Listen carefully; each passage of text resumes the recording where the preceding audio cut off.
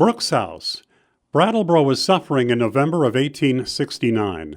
In October, a Whetstone Brook flood had wiped out many businesses, and in early November, a fire had destroyed all the businesses on the west side of Main Street, between Elliot and High Streets.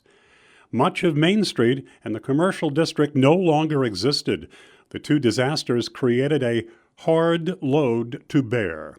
Brattleboro's future was in doubt. Financial leaders had contacted investors throughout New England, hoping to find someone with capital to revitalize the downtown area. Half a year had passed and no one came forward. In July of 1870, Edward Crosby stepped forward and bought the southern end of the burned portion of Main Street from the Blake family. The land cost $30,000 and provided 208 feet of Main Street frontage. Crosby wanted to build a 200-foot commercial block with several storefronts and a bank. He ordered 1 million bricks, and the project began. Crosby's local leadership inspired George Brooks to purchase the northern end of the burned section of Main Street. The lot had 175 feet of frontage on Main Street and cost $15,000. George Brooks came up with a design for a commercial block that would contain several storefronts and a hotel. The first brick was laid for the Brooks House block on May 1, 1871. More than 1 million bricks were used, and 500,000 feet of lumber was placed in the interior of the building. The Brooks House Hotel and commercial block cost $110,000 to build. The land was $15,000. Inside furnishings brought the total bill to $150,000.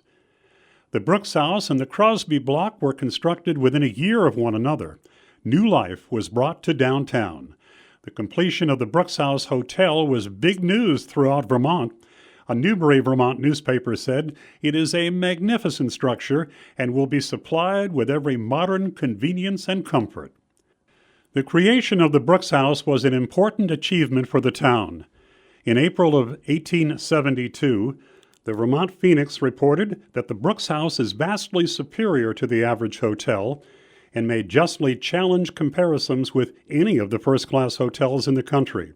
The building is of a modern style of architecture, 4 stories high, surmounted by a French roof and towers, and occupies the corner of Main and High Streets. The total length of street footage was almost 300 feet. The first floor was mostly occupied by stores. A veranda on the front of the building ran for 90 feet and was 11 feet wide.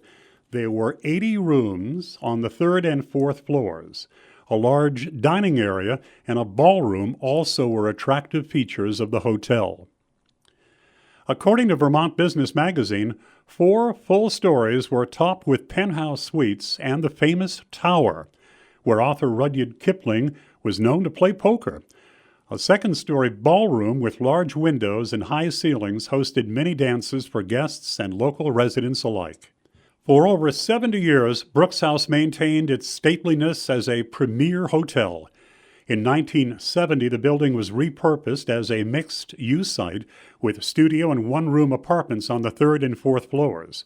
The 1st and 2nd floors were occupied with stores and restaurants. In 2011, 142 years after a fire had destroyed the site, another fire devastated the Brooks House. Building inspectors wondered whether it could be saved.